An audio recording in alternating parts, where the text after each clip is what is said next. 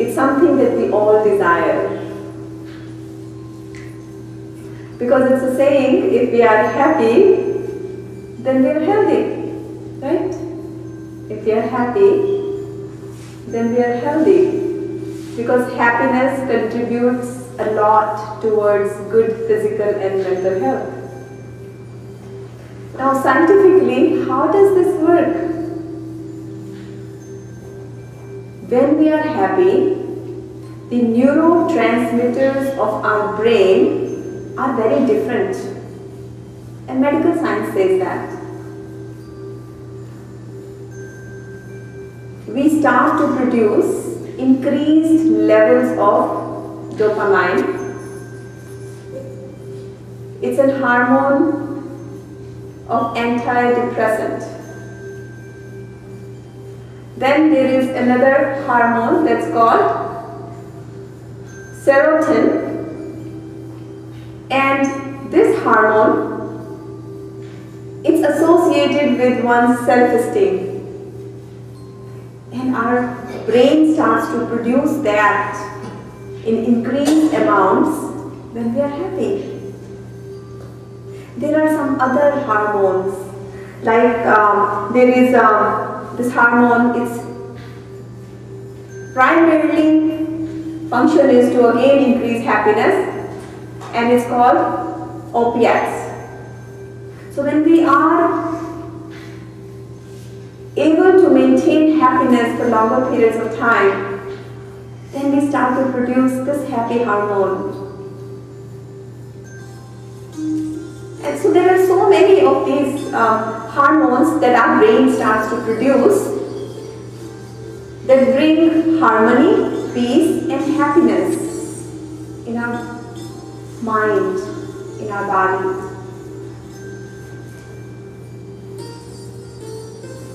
Now what happens as the happy hormones, as the calming hormones, they start to increase. They increase our immunity of mind and body. And as our immunity of mind and body increases, our resistance to fight with the disease becomes higher.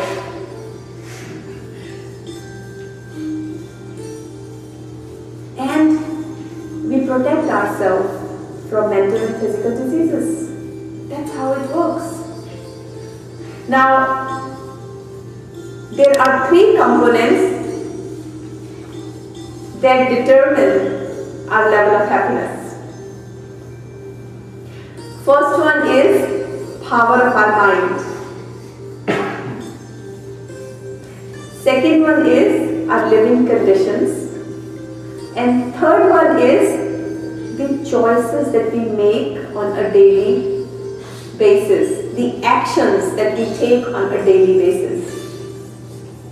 Now let's just look at these three things very carefully. First one is power of our mind. That's an inner power. Now, happy people can look at situations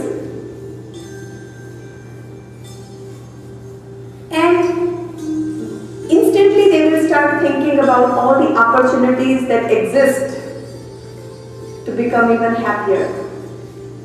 But unhappy people can look at the same situation and start feeling more unhappy, negative.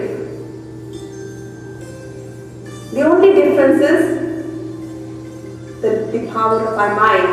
If the inner power of mind is very strong, then no matter what kind of situations, events or people we come across, we are never adversely affected by them. So the simple formula to stay happy is like that.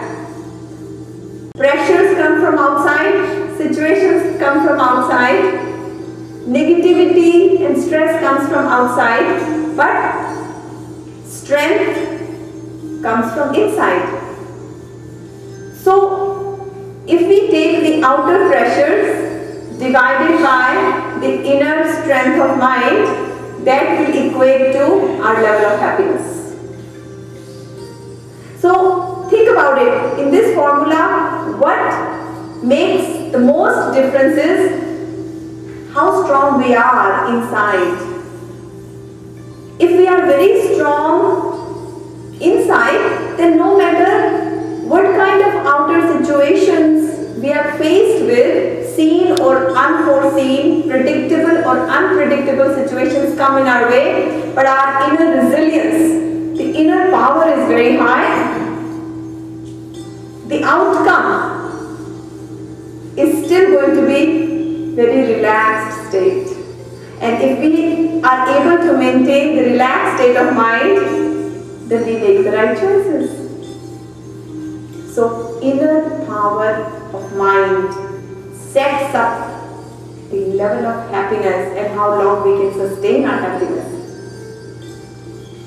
Now, so when we are doing yogic practices, when we are doing meditation, when we are doing breathing exercises, first thing what happens is that it quietens the mind. We stop doing internal dialogues. And as we quieten the mind, the strength increases. So two things happen. One is by quietening the mind, by slowing down the thoughts, we increase the strength of our mind. And then second thing is, because our immunity increases, because our resistance to fight with physical and mental disease increases, so we are not reactive to situations, we are more accepting. So we have no fear, we have no anger, we stay balanced and maintain that happiness. It's all connected. Power of mind is the first thing that determines our level of happiness. Second thing is living conditions. Now living conditions vary from person to person, and what we mean by that is what kind of house we live, the comfort items, what kind of house we live, what kind of financial status we have, what kind of relationships we have, what kind of atmosphere there is inside. But if we go back to our first point, that is power of mind, that equates for about 43%. The second point is only 7%, living conditions. Because living conditions change. Think about it. Say that I am married today and tomorrow I'm filing for divorce. If I'm already a very happy person and my mind is very strong, after I go through the divorce, I may experience few sad moments, but I go back to my original nature very quickly. So living condition really does not change me for a very long period of time. That's why it only equates for 6 to 7%. Another example.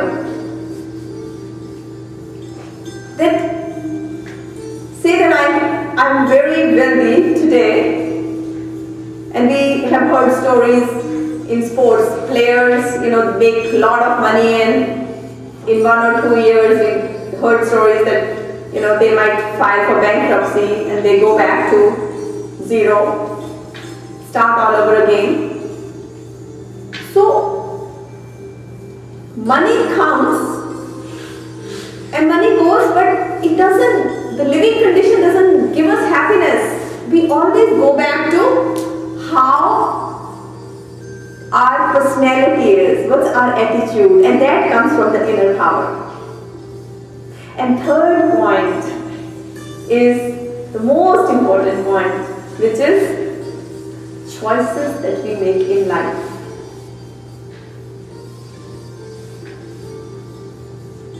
That equates for almost 50% of our happiness. Now, we can make choices that increase our pleasure, our comfort. We can go for shopping and that gives us happiness.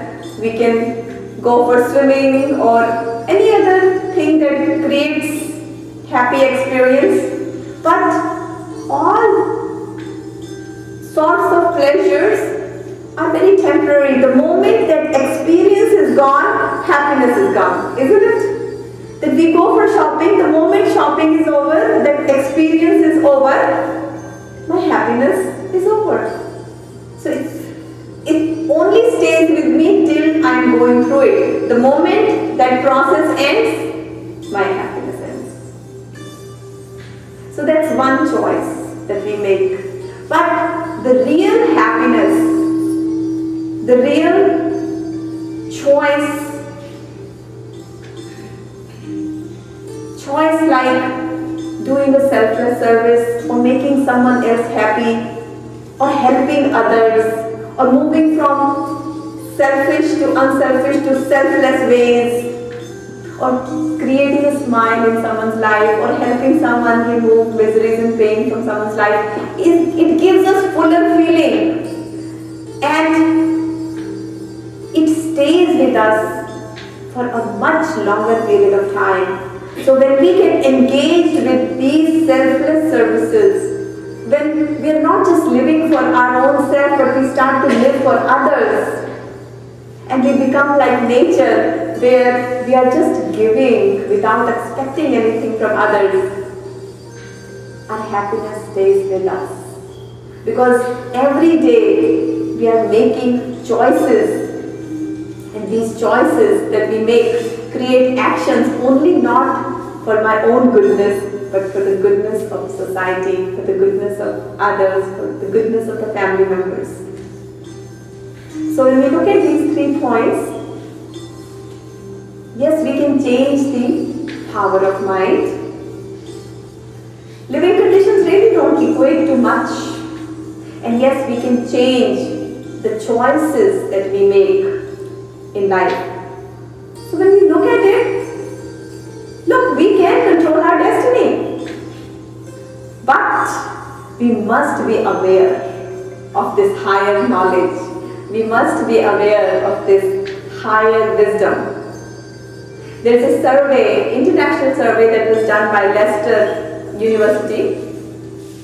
And what they found, the most happiest countries are not the ones that are the wealthiest. The most happiest countries are those like Mexico, Cuba, Denmark. Denmark was number 1. Where they found that people were very content, very happy. So it shows it's not associated with living conditions. United States ranked number 23, surprisingly. And UK ranked 41. And it's my own experience too. When I went to Mexico for vacation many times, I saw, I'm sure you all have noticed, people there are very happy. It's like even the boy who's engaged in just running a very small business, maybe taking people for boating, stays very happy. And I found one day the weather was bad and he couldn't do much business. He was still very happy. He had to shut his business way before. And he was still very happy. And I asked them, I said, how do you stay so happy when you make so little? And they said that we invest in relationships. Our happiness comes from relationships. It's not driven by the things that we buy because we really don't have much. So our happiness comes from relationships. Now, when we start to do yogic practices, when we increase our awareness with this higher wisdom, then what happens is, as we increase our awareness, our mind becomes very balanced and we start to make the right choices in life. And those right choices that we make in life they create high energy, high feelings, and then our higher feeling creates positive attitudes, and our positive attitude creates positive habits, and our positive habits create positive personalities, and positive personalities are confident, strong and happy, and the saga continues. So when we are doing these yogic practices and we turn within and we start to increase our inner power of mind, we start to increase the immunity of our mind and body, clarity of wisdom is born. We can see everything with clarity of mind, and we become our own master, we become our own guru. We don't have to depend upon the world to decide what's right for me or what's wrong for me. We always know that when we make this particular choice, I am going to have positive results. And anytime there is danger in making a wrong choice, our intuitive power tells us to stop.